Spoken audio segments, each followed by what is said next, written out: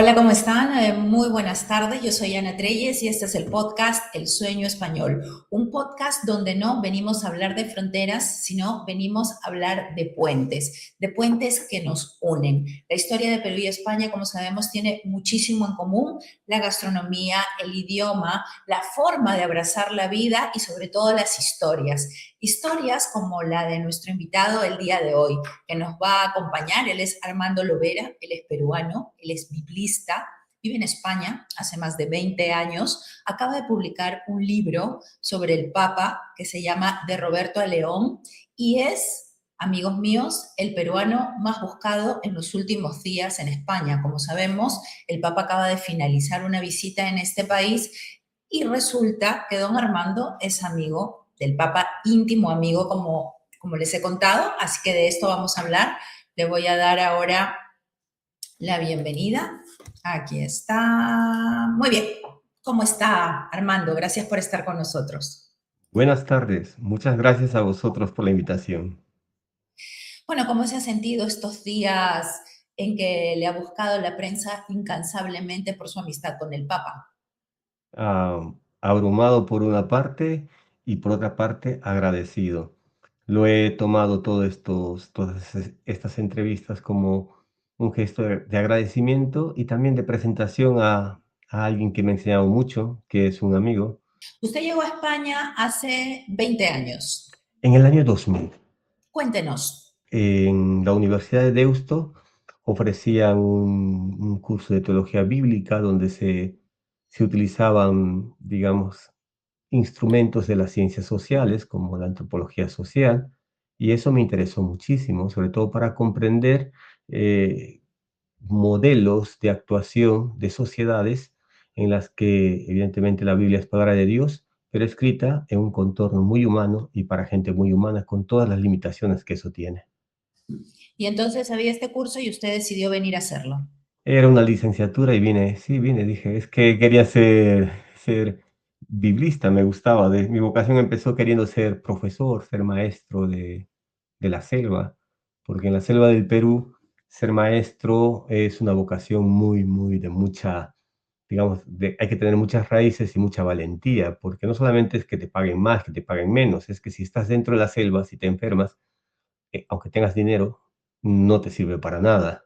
Tienes que estar en espacios donde haya pues asistencia médica, porque es fácil enfermarse en la selva, donde haya pues comunicación, no hay carreteras en el Perú, en la selva del Perú las carreteras son los ríos y digamos que las distancias se miden por horas de navegación. Entonces es un trabajo muy sacrificado. Y a mí me ilusionó esa idea de querer dar clases en la selva y por eso, por ahí empezó mi vocación. Bueno, pero usted es de Iquitos, su familia es de Iquitos, Sí, así es. ¿verdad? Y ya para entrar un poco en materia, ¿es verdad que el Papa, cuando era el padre Prevost, fue a dormir a casa de su familia en Iquitos? Ah, ¿ese era el Ah, nivel de amistad que tenía usted?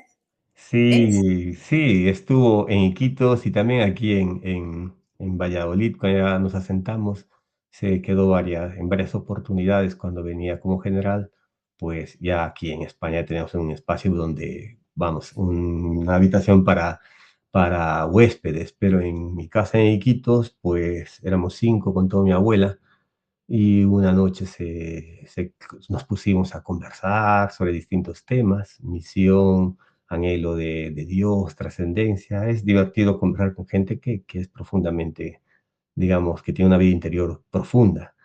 Y nos dio las tantas, era casi las 2, y entonces le dije, hoy es tarde, quédate aquí en casa a dormir, pero en casa solamente, bueno, estaban todas las habitaciones llenas, pero teníamos un sofá en la sala, pero en Iquitos en verano eso es insoportable, a 36 grados dormir en un sofá. Sí tenemos mecedoras, estas de hamacas que llaman aquí también, y dijo, pues yo he hecho aquí, y se puso una silla para sus pies y ahí descansó, lo cual me dio, digamos, ese gesto me dio pues la humildad que tiene, la disponibilidad que tiene y siempre muy agradecido. Luego después tomamos desayuno, el desayuno sí es generoso, pero mi madre se moría de vergüenza, decía, pero ¿cómo puedes invitar a un amigo si no tienes espacio?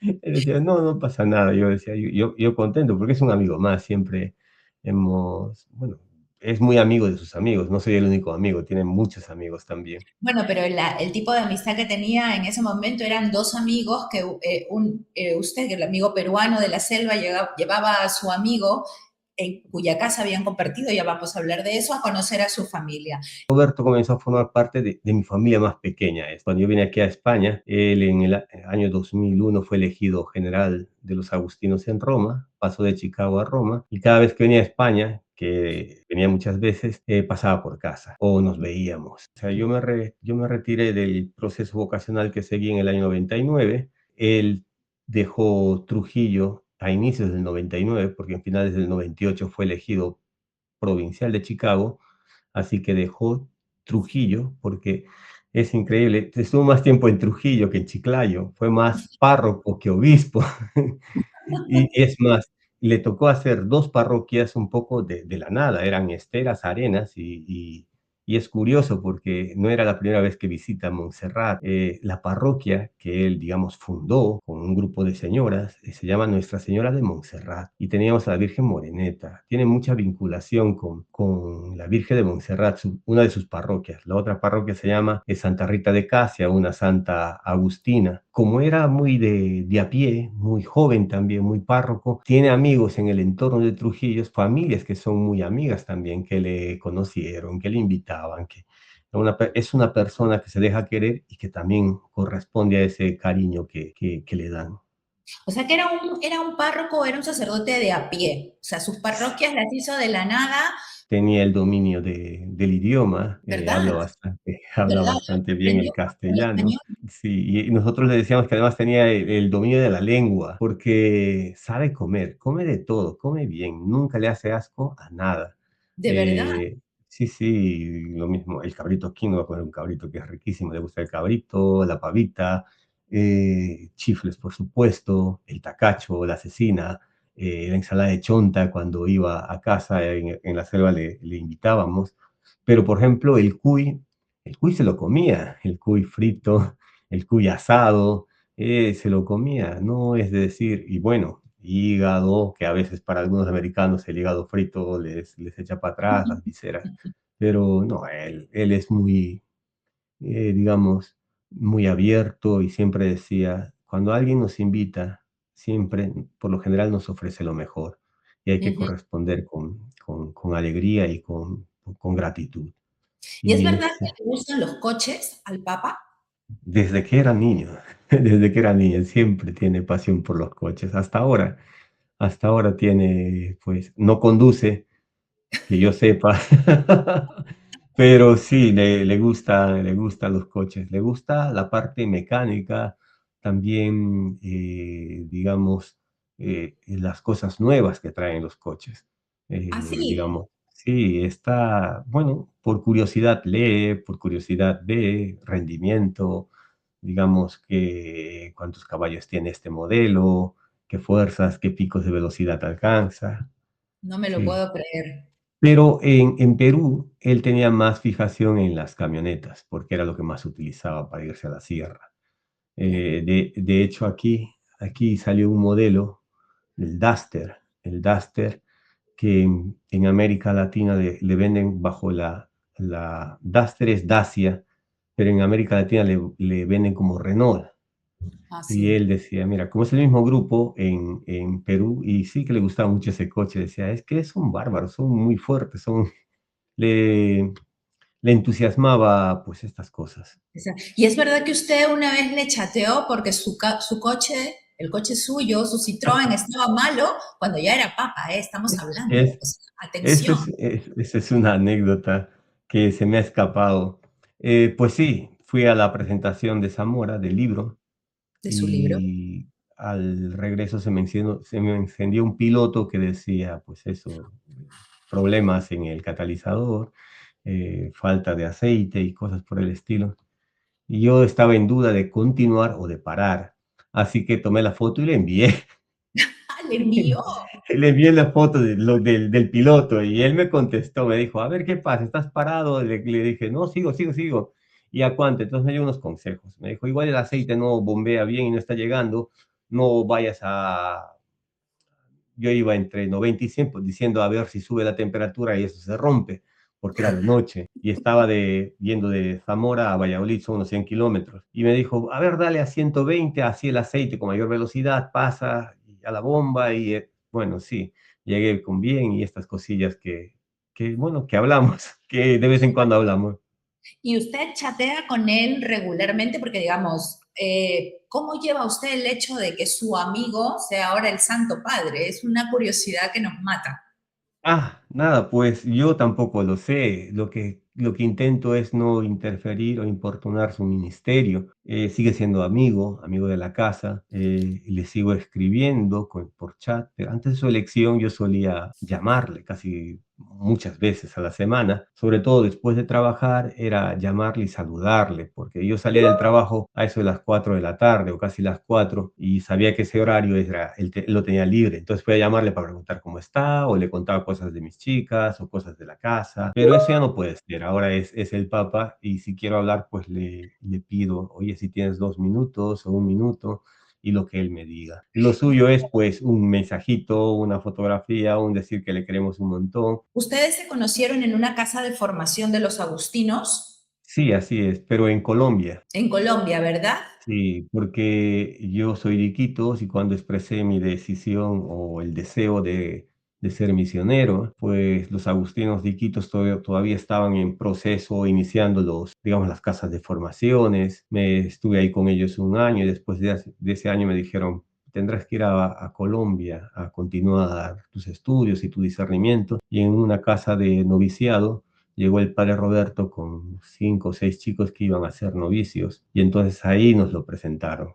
Él llegó, nos presentó y nos comentó sobre, bueno, le preguntaba sobre su misión en Perú. A mí un poco me puse en modo reserva porque me dijeron que era americano, que lo es, que era doctor en Derecho Canónico y yo soy un poco caótico. Entonces, cuando le preguntamos qué tal, que el desarrollo de su misión en Perú, pues nos contó cómo habían afrontado el Fujishock, el paquetazo de los años 90, de agosto del 90, cómo había organizado comedores populares, cómo había organizado a la gente para socorrerse mutuamente. Él nos decía que lo importante es tratar a las personas como personas, tratar que las personas no se sientan menos, sino desde lo que cada uno puede dar, construir, reconstruir, levantarse y así cada quien se sentía protagonista de ayuda de ese momento. Los jóvenes pues se comprometían a hacer bolsas porque llegaban, digamos, llegaban camiones con harina, con aceite, con cosas, los jóvenes cargaban, luego distribuían, hacían bolsas, repartían, algunas madres cocinaban para todos, ya sea había trueques, ya sabes que el dinero de un día para otro no valió nada. Entonces, todas esas experiencias a nosotros nos llamó la atención, nosotros que estábamos jóvenes en Colombia en el año 91, fue creo, sí, en el año 91. Y luego nos comentó que estaban siendo amenazados por Sendero Luminoso. Lo conocí en enero del 91. Sí nos contó que en Chimbote, porque él daba clases en Trujillo, y en el seminario de Trujillo estudiaban los de la diócesis de Chimbote, también los de Moyobamba, también franciscanos, agustinos, redentoristas, y sí que habían asesinado Sendero Luminoso a tres misioneros polacos. Creo que uno era italiano, dos polacos y un italiano. Y luego después a un sacerdote diocesano de Chimbote lo intentaron matar. Quedó herido, pero no lograron matar. Y a ellos pues les habían invitado a que dejaran la misión, sino que se atuviesen a las consecuencias. Pero ellos pues discernieron, hablaron con su superior, lo que el superior les decía es que tuvieran un plan B para que si se pusiera más difícil la situación, dejaran la misión por un tiempo y regresaran. Pero ellos dijeron que no iban a hacer aquello porque querían estar al lado del pueblo en tiempos de cruz, así dijeron. En O tiempos sea de que el cruz. padre, o sea que el padre Prevost, digamos, en ese caso fue muy valiente, porque en esa época estar amenazado por Sendero Luminoso no era broma, y menos en No, la no, selva. no, por supuesto que no era broma, eres peruana, yo también soy peruano y sabemos de lo que hablamos, o sea, nadie sabía quién era un senderista, simplemente se aparecía y daban 2 balazos. De hecho, en el año 92, nosotros llegamos en el 92, sabíamos de Marielena Moyano y nos encantaba su labor. Marielena Moyano, sin embargo, Sendero Luminoso hizo un paro armado y Mariela Moyano fue valiente y lo televisaron, salió con su bandera blanca en pleno Villa El Salvador, no haciendo caso a lo que Sendero Luminoso estaba diciendo, y resultó que a los 2 días, creo que a los 2 días o al día siguiente, la mataron, y no contentos de matarlos, la dinamitaron su cuerpo. Y no contentos con ellos, cuando la enterraron, fueron y profanaron sus restos. Le quería preguntar, usted me dice, yo lo conocí y me puse en modo reserva. ¿Por Ah, qué? no, yo no, cuando me lo presentaron, me dijeron que era americano, porque yo a todo americano le veía como imperialista, como, digamos, codicioso, que siempre quiere utilizar y gastar y enriquecerse con los recursos de los demás. Luego me dijeron que era canonista, creía que era la parte, digamos, más formal de la iglesia, la que no se embarra, la que prefiere dar misas. Mira, hay misiones y misiones, con el tiempo uno va aprendiendo esto, pero te hablo Claro. de mi época, que era joven, que era un poco más caótico, más voluntarioso, impulsivo, sigo siendo así, pero ya tengo ciertas reservas.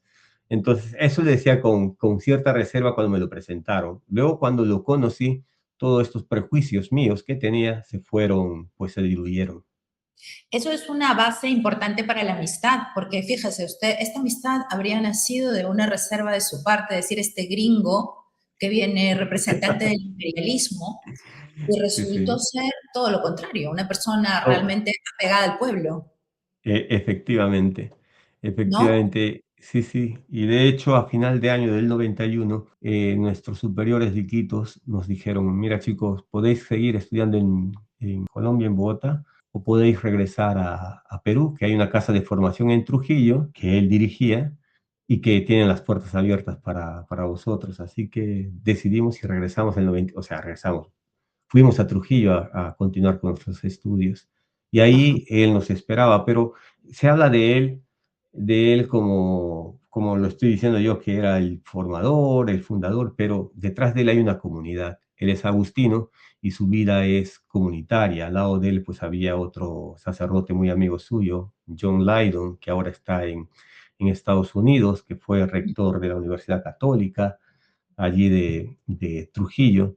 Estaba Richard Mullen, estaban varios otros agustinos que le acompañaban. Quiero decir que no era Ya, único. Él siempre nos indicaba o nos decía que en el cristianismo y en los agustinos no hay superhéroes. Todos somos necesarios, todos podemos ayudarnos, todos debemos trabajar unidos, confiando en la vocación de cada uno. O sea, nadie ujú. ha dicho, yo quiero estar aquí, voy, sino es que cada uno ha sido llamado por Dios, y cada uno, pues desde sus dones y sus limitaciones, pues aporta a construir, pues, la comunidad. Ahora, llegó un momento, creo que fue en el año 99, en el que sus caminos se separaron. Creo que usted definitivamente el tema de las misiones lo dejó. ¿Y cómo se lo dijo al padre Prevost?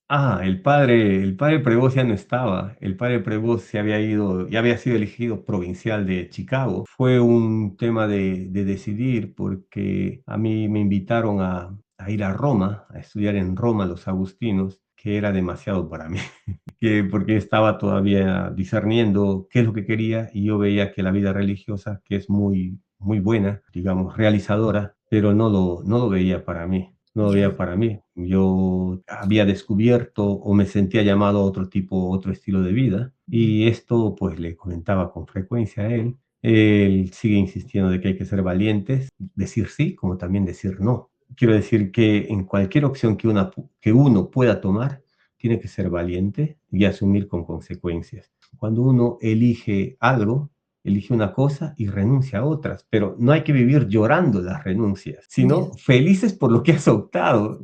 Una cosa es poder elegir, otra cosa es que te toca. Y la verdad, tuve suerte yo de poder elegir.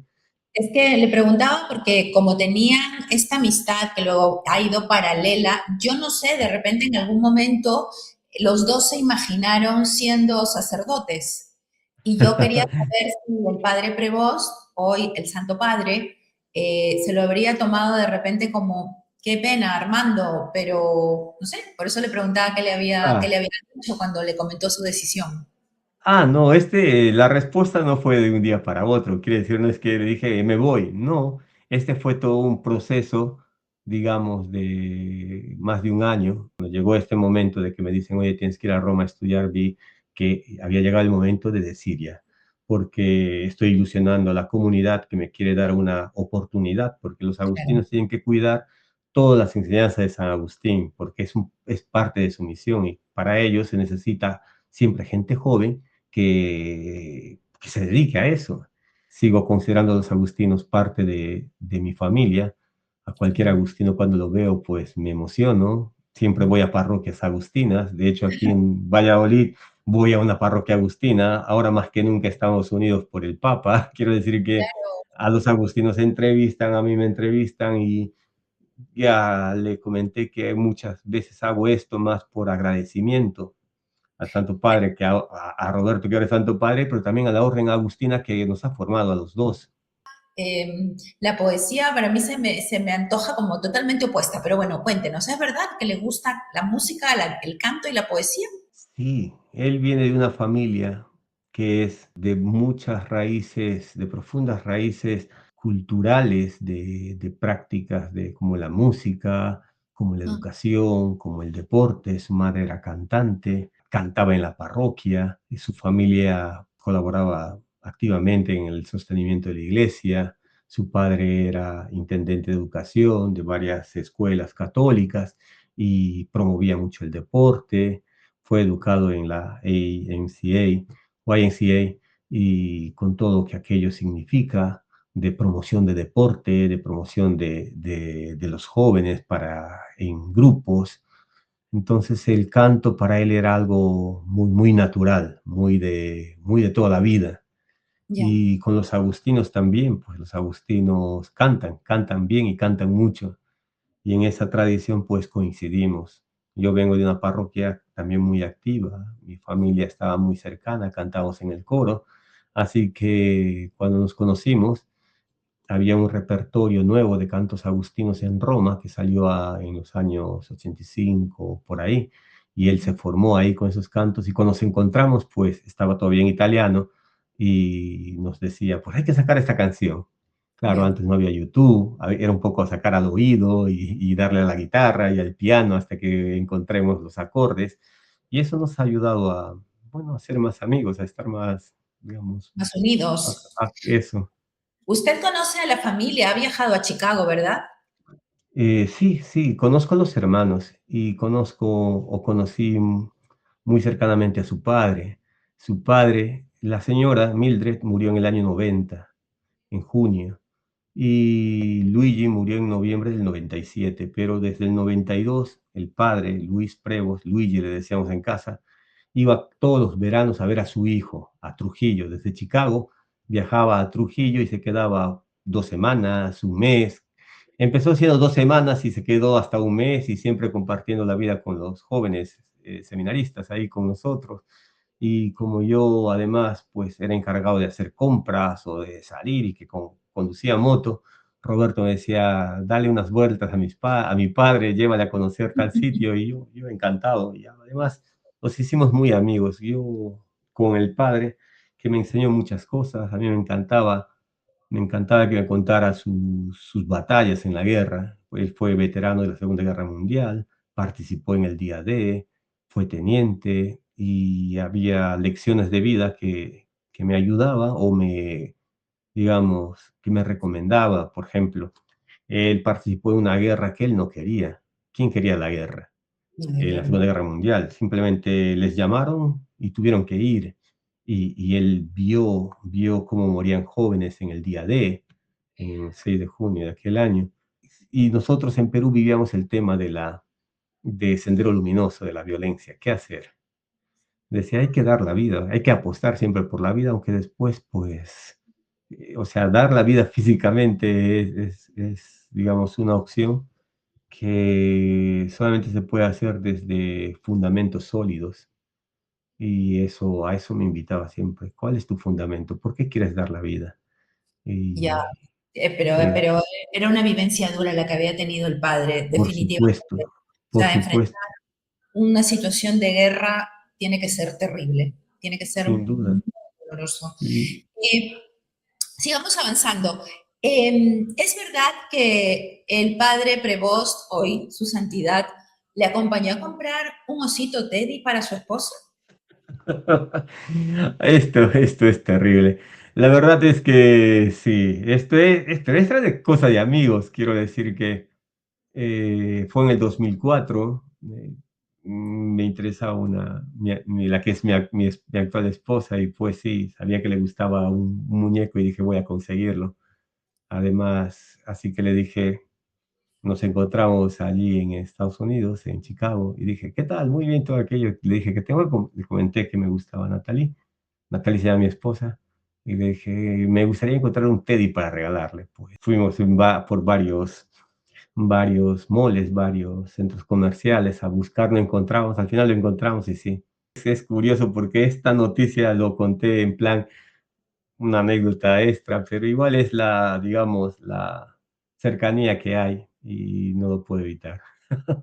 Es que es una anécdota de un amigo, que es de lo que estamos aquí retratando, porque luego vamos a hablar del libro. Otra, ¿es verdad que vieron juntos la final del Mundial en el 2010? Sí, es cierto. Él venía a visitar a los agustinos de Valladolid precisamente. Venía a una reunión, justo ese domingo llegaba, era para que llegue a las 7 de la tarde. Y yo, con mi novia, la que ahora es mi mujer, yo vivía en Bilbao y viajaba todos los fines de semana a Madrid. Mi mujer vivía en Madrid y estaba con ella los fines de semana y luego yo subía a Bilbao. Bilbao está en el norte, por eso digo que subo, que subo. Entonces, ese domingo quedamos que él llegaba a las 7, yo le recogía al aeropuerto y le llevaba hasta Valladolid y luego yo seguía de camino, pero él iba a llegar a las 7 y no llegó a las 7, se retrasó el vuelo y era el día de la final de entre Países Bajos y España. Y ya habían transcurrido muchos minutos, ya estábamos en el complemento, pasamos por Los Ángeles de San Rafael. Le dije, Roberto, yo salgo aquí porque tengo que ver los últimos minutos. Y bajamos, o sea, salimos de la autovía, entramos a Los Ángeles de San Rafael. Por la carretera hay varias pizzerías, paramos en una y la gente ahí con emoción esperando, pedimos unas pizzas y sí, y saltamos y gritamos y vimos el triunfo de la selección española y saltamos Bueno, gritando. eso fue histórico, ¿no? Aquí los españoles son muy futboleros, además tienen muy buen fútbol. Entonces, Sí, claro, uno se quiere sentir parte de, porque es extraordinario ese amor que tienen a su camiseta, a su fútbol, a su equipo. Habrán saltado los dos, hasta un peruano y un norteamericano saltando hasta el techo por el campeonato español. Me es encanta. curioso porque lo que decíamos todos es, yo soy español, español, español, y los dos no éramos españoles, estuvimos ahí saltando. Lo curioso es que llegando a Valladolid, el convento de los agustinos está en una calle muy, digamos, principal, en el sentido de que cuando hay celebraciones se junta ahí, se llama Campo Grande, y estaba la gente reunida haciendo caravanas y no podíamos entrar. Así que nos tuvimos que meter ahí empujando para llegar a la puerta del convento para que nos abran. Y cuando nos abren, además, mucho ruido, marcas teléfono a ver si te responde, no te responde, tardaron un poquillo en abrirnos y era un fraile, un amigo, salió, ¿de qué equipo sois? Pues de España, le dijimos. ¿Dónde está la bandera? Pues aquí está, teníamos ahí la bandera de la gente, pues sí, y ahí me despedí de él, le dejé allí y yo continué el camino hacia Bilbao. Qué gran anécdota. ¿Y es verdad que es hincha del Real Madrid?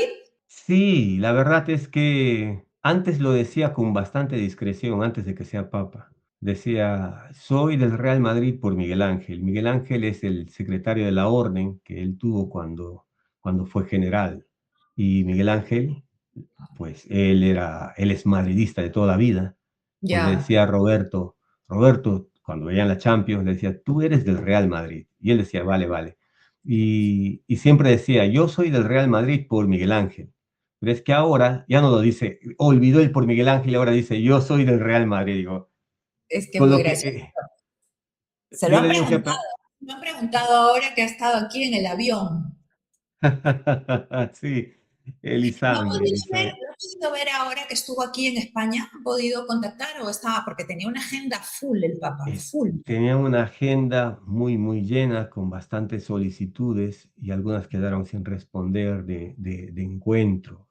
Tiene 70 años y la verdad que han sido jornadas muy extensas, exhaustivas, demasiado para su edad. Sí nos hemos comunicado con frecuencia. Le dije, no dejes de tomar agua, por favor, descansa. Pero se nota que está en forma, está Pero feliz. usted le decía, toma agua, porque, a ver, para los que nos están viendo, Ah, no, no, el por Papa ha tenido, WhatsApp, por, por WhatsApp, en los mensajes nos hemos comunicado por WhatsApp. ya, pero le ha leído y le ha dicho, sí, sí, Armando, porque, a ver, lo que quería contar era que ha dado unas Ah, misas multitudinarias a mm, 40 grados, o sea, eso es brutal. mm. Sí, sí, suele responder, suele Suele responder. responder, ¿no? Sí. Muy bien. Mire, tanta intimidad, tanta confianza, una amistad tan linda. Vamos al libro.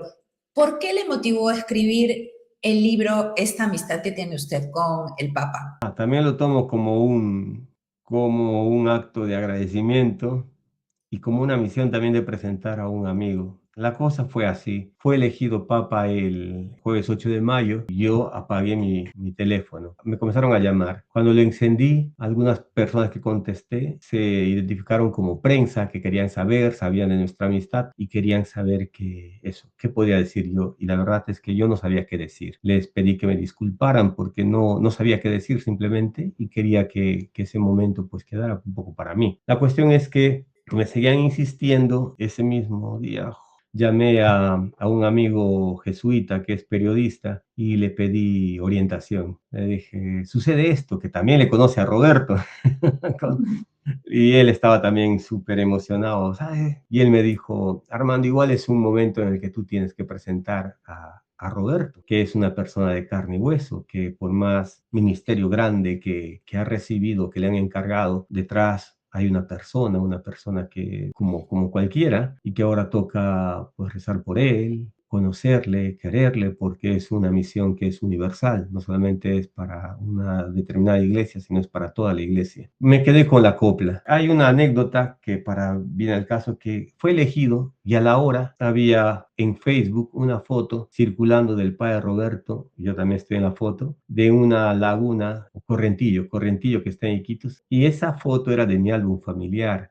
Y yo dije, madre mía, ¿quién habrá sacado la foto esta? Estaba un poquito contrariado entre lo que quería que sea íntimo y guardar distancias. Inclusive ahora me cuesta decir cosas porque quiero guardar pues estos espacios. Y entonces el día 16 de mayo, en mi editorial, trabajo en una editorial, dijeron que hay que buscar a alguien que conozca al Papa y que escriba un libro.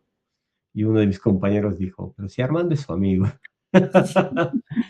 Entonces me solicitaron, ¿puedes escribir un libro? Dije yo, bueno, sí, y siempre y cuando me digáis tiempo y que cuente con alguien que me ayude un poco a ordenar las ideas.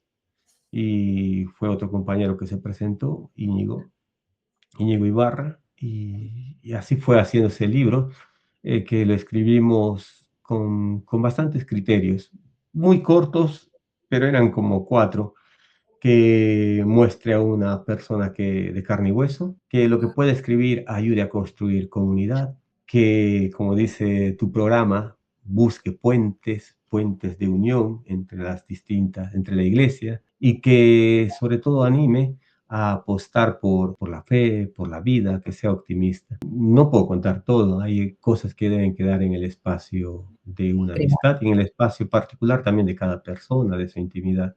Cuando uno es amigo de otra persona, escribir un libro de la amistad efectivamente puede dejar al descubierto cosas muy personales. ¿Le comentó al Papa su intención de escribir este libro? El 16 de mayo le escribí, Santo Padre, tienes 2 minutos, necesito hablar contigo. Y él me dijo, te llamo en breve. Y luego me dijo, ¿estás listo? ¿Estás despierto? Y ahí hablamos. Y le comenté de esto, de que hay mucha gente que le quiere conocer. Y a mí sí me gustaría presentarle como lo que es para mí. una persona de fe, un amigo, un sacerdote, un misionero que ahora, por la gracia del Espíritu Santo o por los votos de los cardenales, ha sido elegido papa. Y él me respondió: eres mi amigo, confío en ti. Y en julio le vi, le leí unos cuantos capítulos, o sea, ya casi estaba terminado todo el libro, y le leí varios capítulos para que viera lo que está escrito, y me dijo: bien, bien, muy bien. El libro se llama De Roberto a León, que es el Así es. nombre de pila y el nombre de Sumo Pontífice. Ya se me acaba el tiempo, no quiero terminar sin hablar de un tema que nos une a usted, a mí, al Papa en estos tiempos y sobre el cual el Papa ha tenido una posición, la posición más política de esta visita que ha tenido en España, que es su posición respecto a la migración. Es una posición de una persona bastante enterada de lo que implica migrar. En su discurso él hablaba de la dignidad, por ejemplo, que me pareció extraordinario, ¿no? Es un valor, una característica que se denosta, se desprecia mucho con cierta migración. Aquí en España, desgraciadamente, es así.